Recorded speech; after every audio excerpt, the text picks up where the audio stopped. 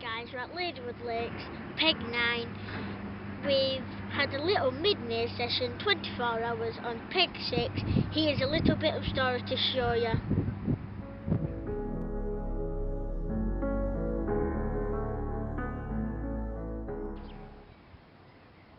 Hi guys, we're at Ladywood Lakes, peg 6. It's in the middle of May now. I've got my 2 rods out. One near that pole over there, and one near that big yellow bush over there. So, and we've catapulted out some of this glorious manga, as Danny Fairbrass would say, and that is irresistible and effective for the carp to eat. It's got hemp, sweet corn and maize in there, and that is a good bait to get the fish feeding. And that has just done the trick. At 3 o'clock this afternoon I caught, not the biggest in the lake, but I got a 13 pound, 13 ounce mirror. It's stunning fish. Here are some pictures of it.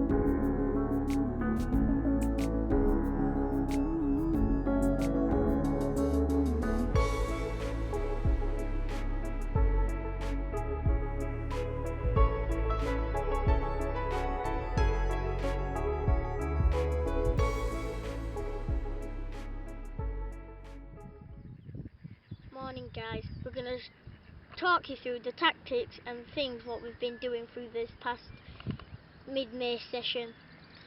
Dad's had 4 and he's lost 2. That's brilliant. He's getting amongst the fish. Here are some pictures of them.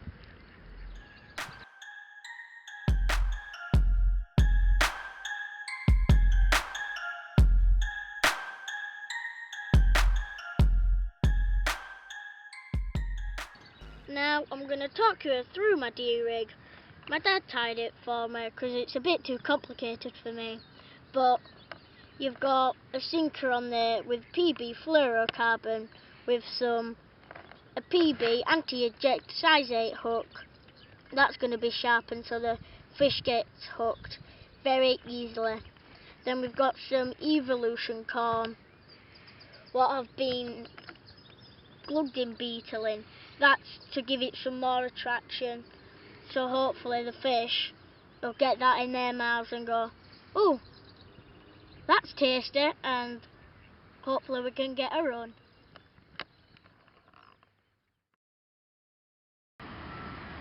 Hopefully you've enjoyed that mid-May session on peg 6. We're on peg 9, as I told you, on this crafty rod in the margin, because we saw him cruising and we plopped it in to see if we get a quick bite. On this rod, it's near the island where that white bush is. You don't want it to be too far near the island because you don't want it to be snagged to the island, so that's a bad idea to get it too close to the island. When I was spomming with my spom, it cracked off disastrously and it sank like the Titanic down to the depths of Ladywood, never to be seen again. I was absolutely devastated. Sorry Dad. Fingers crossed we can get a fish on the bank.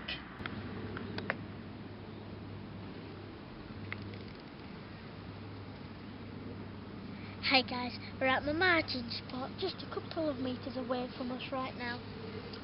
If you can't see it on the camera, please hopefully you can do, but there's some weed down there, when they've been spawning, it's all raised up, and then there's a patch of silt where my rig is, and I want them hopefully to get munching down there. Sorry Mum, I've stolen your spoon for cooking, but who cares? I've got this is now turned into the Munger spoon. It is good and ideal for mixing your spod mixers, and I've catapulted out some with this glorious Munger with hemp, sweet corn and maize. That is the irresistible spod mix that I use every single time I come fishing. Here it is, the prize what I've caught, £10 6 ounce on that island, that rod with the island, near the white bush over there, with a pink Evolution corn stack glued in beetle in.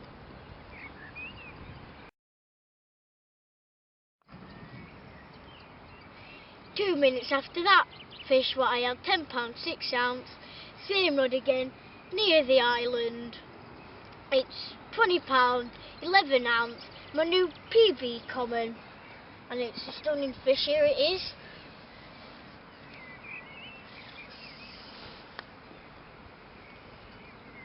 Here is the beautiful common what I've caught. It's an absolute stunner.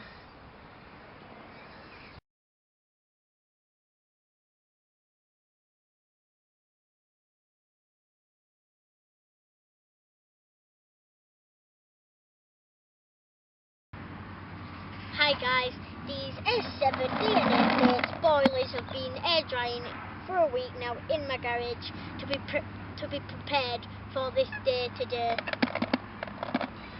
I'm running out of air dry bags, so a little tip for you guys, don't forget to use your mum's tights or your missus tights. Right, keep it on the low down. I think your missus or your mum won't like that, like boilers in your tights. That'll be horrible for your mum or your missus. Keep that on the low down.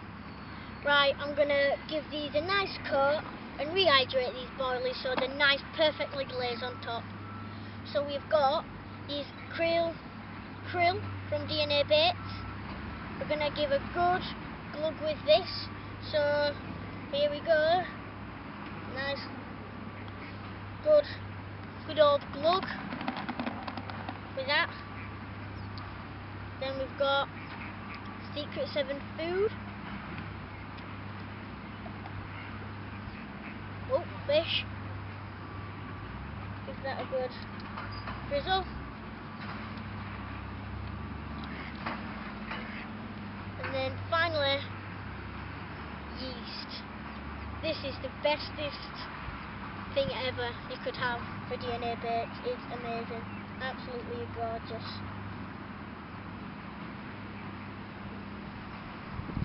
So you've got all your glugging in there. Get your hand, don't be afraid to get messy, and get them all nice and honey glazed perfectly.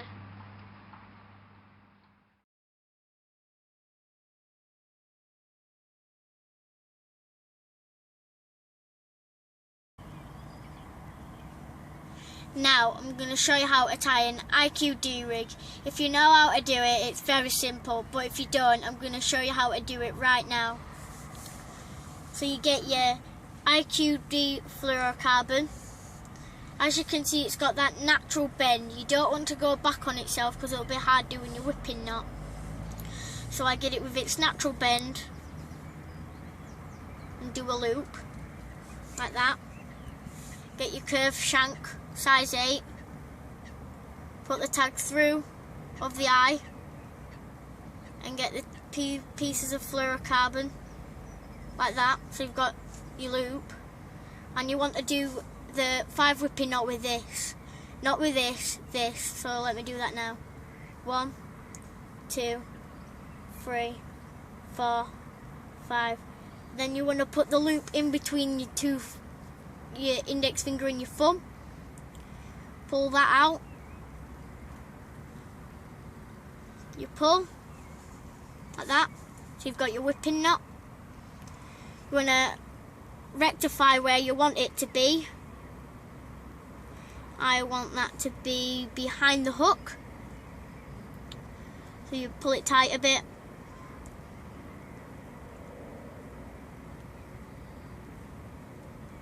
Pull it down of the hook shank.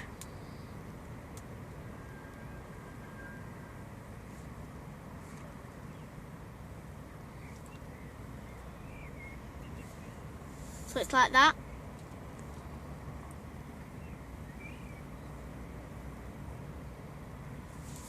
get your scissors, get your tag end and cut it as close as you can to the hook, because you don't want it to be too long. Then you cut off a good strip of Fluro-Carbon.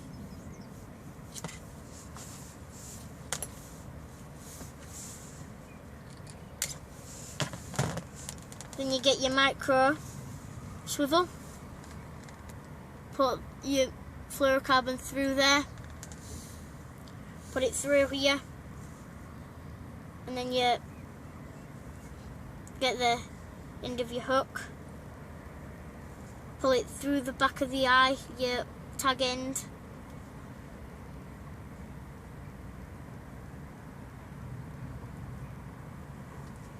that's a bit too. So I want a decent size D, so about that big or about that big. Hold it tight, very, very tight, and go 1, 2, 3, 4, 5. Keep that tight.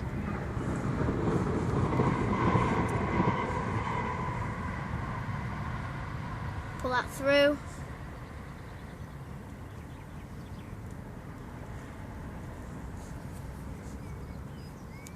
And you've got your decent amount D right there, spot on. So you get your quarter sinkers. So you've got that loop, put your carbon through there. So you sort of make a loop, get the sinker, pull that, pull it on, boom, it's on. You pull it down until it's a good fair size. I like to have it down a bit shorter when I'm doing it, because I don't want my sinker to get in the way when I'm doing my Palomar knot. So you go over here. So I do it from the eye of the hook when I'm marking it. So 7's there, like that, and then I pinch the line so I kink it. Get my swivel and put that through there. Get that, put it round there, through, round there, and through. Then get your swivel, put that through that loop what you've just made there, pull everything down, slider it, pull it, and then there's your IQD rig. But before it's finished, you tighten it up a bit. So I've got the corder chodit tool and the corder rig puller. Pull it tight. Pull, pull, pull, pull, pull, pull, pull, pull, pull. So it's nice and firm. And if it tries to give, stop, because you don't want your hook to get in your finger. Cut off your tag end, and there you have it. Your IQD rig is finished.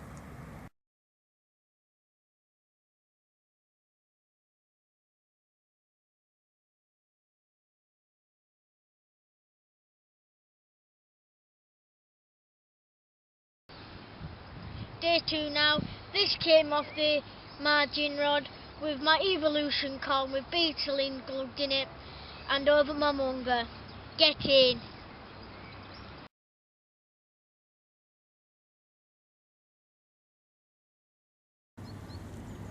Hi guys, it was raining this morning, so Dad and me were stuck in the bivvy. It's a bit it's braked now, so we came out here, so I'm going to show you my lead clip system. So here I've got my line. I've taken the hook off because I don't want it, when I'm going to show you the ejecting, I don't want that to go in my finger. You want that swivel to be pushed in. People go, oh, that's alright, but it will come out and the fish is got hooked, and it'll be going back and forth like that, and you don't want that, so you want that to be pushed in. I've got one of these caudal lead clip systems.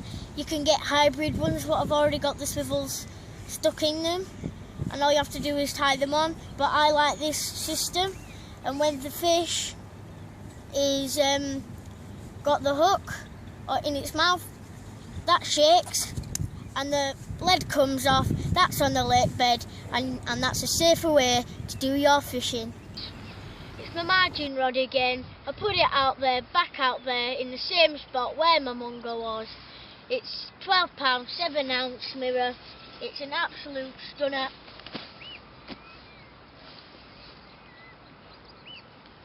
Here it is, our prize from the margin rod.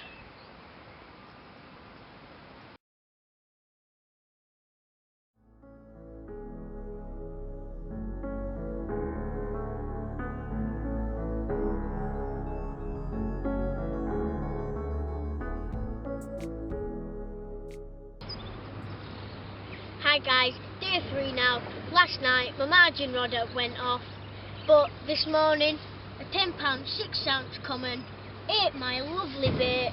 Here it is, a piece of bar of gold.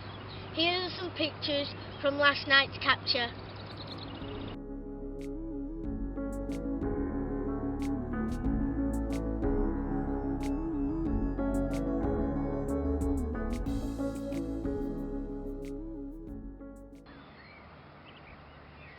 Right, I'm at my margin spot, which is producing my 2 fish. I'm going to cast it back out there. Here it goes.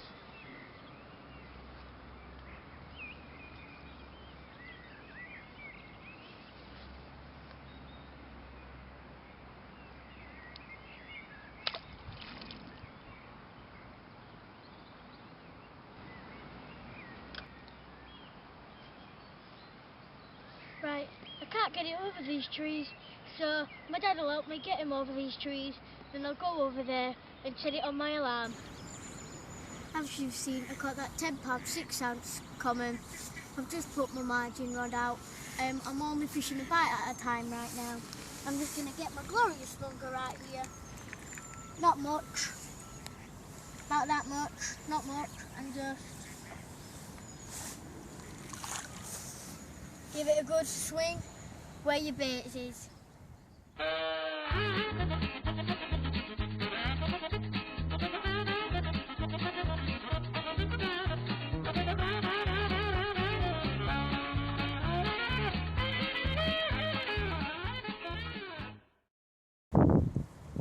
Again, my margin rod went off with a £14 4-ounce common.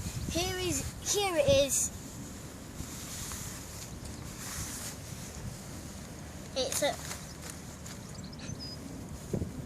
It is a lovely bar of gold.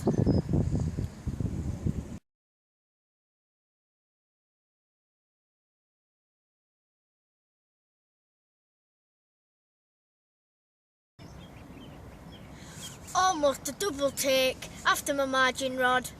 It's shod carnage over here on peg 9. I've broken my mirror PB. It's £20, 3 ounces. Here it is, I'm going to show you it now.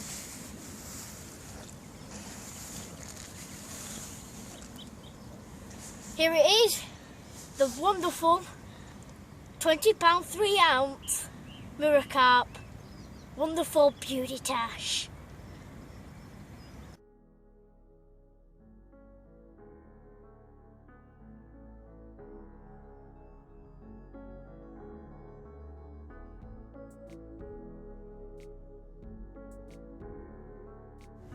Now I'm going to pop him back to its home.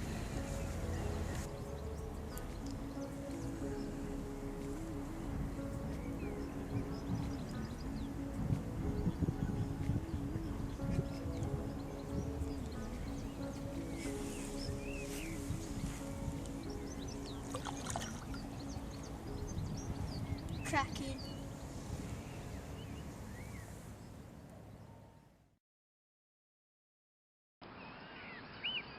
What a way to end the session. My island rod near the white bush rip-roared off, and it was nearly a £20, £30 pounder, but it's £25 on the nose, and I'm going to show you it now. We think it might be a patch, we don't know, so here it goes.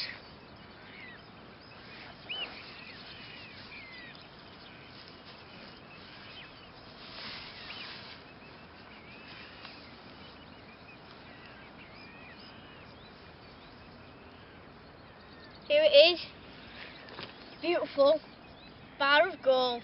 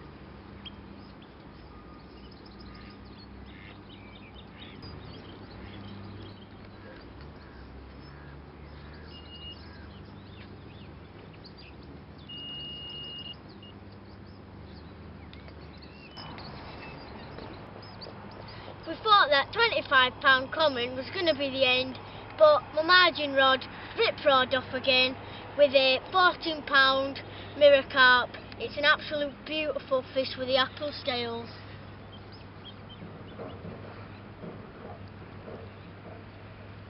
Here it is, the wonderful £14 pounder.